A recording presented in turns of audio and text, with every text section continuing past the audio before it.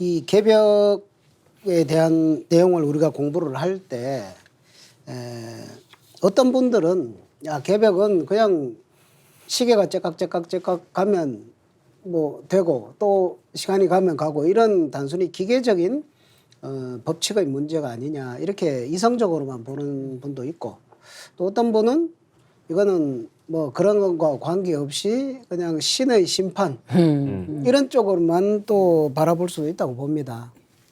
지금 가을 개벽을 통해 실현되는 이 천지 성공 그리고 인간 성공 이런 문제는 단순히 자연의 변화 도수로만 열어지는 것이 아니라는 거죠. 그러니까 이 진리는 단순 방정식이 아니다. 이것은 이제 자연의 법칙이라는 이법을 바탕으로 해서 거기에 신도가 작용을 해서 최종적으로 인간의 손길을 거쳐서 이루어지는 그것이 이제 천지 성공, 인간 성공의 역사 속의 작품이다라고 이렇게 보는 눈이 그걸 가져야 된다는 거거든요. 이것을 이제 이신사의 법칙이라고 합니다. 이신사, 이법과 신도와 인사.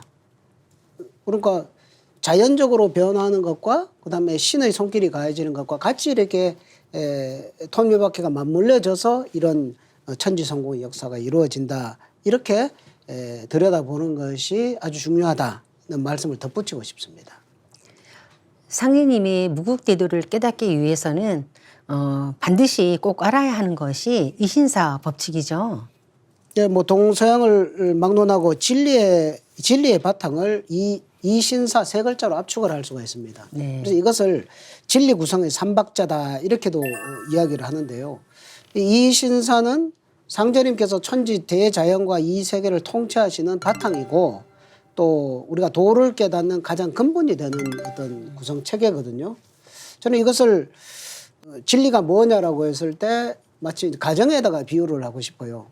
가정이 뭐냐라고 할 때 아버지가 있고 어머니가 있고 자식이 있죠. 그럼 아버지 혼자서 되는 것도 아니고 어머니 혼자서 되는 것도 아니고 이법과 신도가 하나로 합쳐져 가지고 그 자식에 의해서 그 집안의 역사가 만들어지는 거다. 이렇게 보는 그 진리를 보는 어떤 그 프리즘 이것이 아주 중요한 진리 공부에 하는 그 방법이라고 이렇게 생각을 합니다. 그래서 이법이라는 것은 이제 가장 현실 세계에서 뿌리를 이루는 진리의 바탕이죠. 그래서 이 우주는 우주가 변화해가는 원리가 있고 창조 원리 법칙이 있죠. 그것이 우리가 지난번에 공부한 우주 일련의 그런 법칙이 있죠. 그 우주 일련의 변화 이치에 따라서 현실 세계가 이렇게 굴러간다는 거고 그런데 이 이법만으로 인간 세상의 모든 사연과 사건들이 생겨나는 것이 아니라 이 이법을 현실 세계와 연결하는 매개하는 신의 손길이 있어야 한다는 거죠. 그래서 신이 개입함으로써 비로소 인간 현실 역사의 크고 작은 사건으로 이렇게 전개가 된다. 그래서 이법과 신도라는 것은 진리의 두 얼굴이다. 가정으로 말하면 아버지와 어머니와 같다. 이 두 가지가 하나로 어우러짐으로써 현실적인 그런 모든 뭐 생명이 변하고 이런 것들이 이렇게 펼쳐져 나간다는 거죠. 그래서 뭐 이법에만 치중해서 과학자들 같은 경우는 이 대우주를 이법으로만 바라보죠. 그렇죠. 뭐 수백만 광년, 억만 광년 뭐 인간이 비행기를 우주선을 타고 뭐 가면 된다. 근데 못 가지잖아요. 그죠? 또 너무 신도에만 이렇게 얽매여 가지고 그냥 진리 해석을 그냥 자의적으로 임의적으로 신도의 세계도 이법과 맞물렸을 때 신도가 제대로 작동이 되는 것이지 그냥 뭐 신도 세계라고 해서 뭐 자기 멋대로 이렇게 되는 건 아니단 말이죠. 아버지가 뭐 독재를 해가지고 어머니를 막 그냥 끌고 가는 이런 것들 안 된다 이거죠. 그래서 이법의 극치에는 신도가 있구나. 신의 손길이 있어야만 이법도 제대로 작동하는구나. 맞물려 돌아가는구나. 그래서 현실 역사가 펼쳐지구나.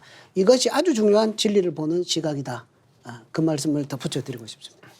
그래서 그렇게 비유를 해주시니까 이 신사가 조금 더 이렇게 선명한데 저도 이제 이신사를 우리 상진님 진리를 통해서 접했을 때 너무 이제 감탄을 했어요. 이렇게 세상 진리를 이렇게 통합을 할 수 있구나. 네. 근데 제가 이제 이신사 법칙을 헤아릴 때 느꼈던 거는 뭐 요즘에 오징어 게임이 뭐 감독상도 타고 주연상도 뭐 타고 그랬는데 그 태국 갔더니 태국에도 조그마한 애도 오징어 게임 셔츠 입고 다녀요. 그만큼 지구촌 80억이 그 우리 한류 드라마에 이제 꽂혀 있는데 모든 사람들 배역을 맡은 사람들은 그 배우들은 이제 이신사에서 사회에 해당하죠. 현실 역사 속에 자기의 캐릭터를 갖고 있고 근데 그들의 몸짓과 대사는 시나리오가 있는 거죠. 이치대로 가는 거고. 근데 그 모든 건 감독이 다 총괄을 하는 거죠. 그리고 카메라 안에 있는 사람만이 아니라 우리가 카메라 안에 있지만 카메라 밖에 이런 여러 스태프들이 보이지 않는 손길로 이 하나의 어떤 프로그램을 완성하는 것처럼 보이지 않는 손길들이 신명계인데 그 신명계의 최고 자리에 우주의 통치자 상제님이 계시다는 이야기. 그래서 우주의 여름철이 딱 끝날 즈음에는 우주의 가을 시간이 임박하면서 이 천지의 원주인께서 비로소 상제님께서 우주의 목적을 이루시기 위해서 인간 현실 역사에 직접 이렇게 투입이 되시는 거예요. 그 카메라 밖에 있던 감독이 종종 감독이 그 영화에 카메오로 출연하는 경우 있죠. 이제까지는 되게 미미하게 그냥 잠깐 출연하고 마는데 이번에는 상제님이 직접 감독님이 직접 개입하셔서 주된 역할을 하시고 나머지를 이제 우리 인간들한테 맡기는 게 이제 시나리오인데 그래서 우주의 목적을 이루시기 위해서 직접 들어오신다는 이야기가 되게 상제님 진리에서 되게 중요하고요. 그래서 동서 인류 문화의 진액을 거두셔서 천지 자연과 인간 역사의 새 질서를 열어주심으로 해서 선천의 그런 삼국 운수를 종결하고 후천의 가을 우주의 상생과 조화와 통일의 운수가 열리는 건데 그래서 상제님께서 우주 자연과 인간을 함께 성공 완성시키면서 구원을 이제 비로소 매듭을 짓는 거예요. 이를 일찍이 프랑스의 의사이면서 아주 위대한 예언가였던 노스트라다무스도 이렇게 언급한 적 있죠. 위대하시고 영원하신 하나님은 변혁, 리볼루션을 완수하기 위하여 오실 것이고 하나님의 의지대로 이루어질 거다. 이렇게 얘기하셨어요. 그러니까 하나님께 직접 인간을 오셔서 전하신 구원의 위대한 소식, 그게 이제 이신사의 우주법칙으로 밝혀진 게 우리 증산들의 진리인데 하나님이 직접 오셔서 모든 걸 다 정리하신다. 이렇게 이해하시면 좋겠습니다.